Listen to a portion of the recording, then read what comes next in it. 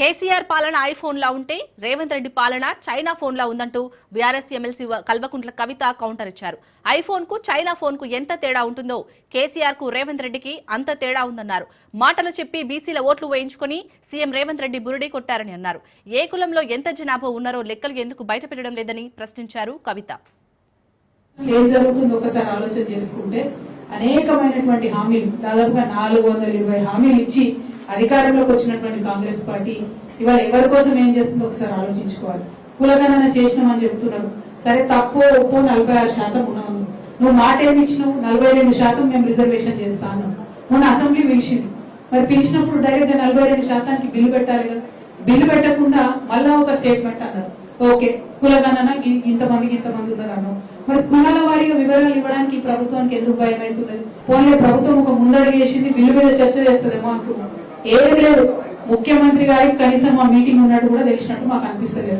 జనాభాలో సగం ఉన్నటువంటి బీసీల గురించి కనీసం మీటింగ్ పెట్టే తీరిక ఈ ముఖ్యమంత్రి గారికి లేకపోవడం నిజంగా శోచనీయం. కేవలం ఈ బీసీ ఉద్యమం చేస్తున్నటువంటి ఇంత సీనియర్ నాయకుల్ని నిన్న పిలిచి కనీసం ముఖ్యమంత్రి గారు మాట్లాడకపోవడం అంటే వారిని అవమానించడం తప్ప ఇంకొకటి కాదు. ఇది చాలా దారుణం. కేసీఆర్ గారు ట్రాన్స్పరెంట్ గా ఉన్నట్టుగా లెక్కలు చెప్పినారు.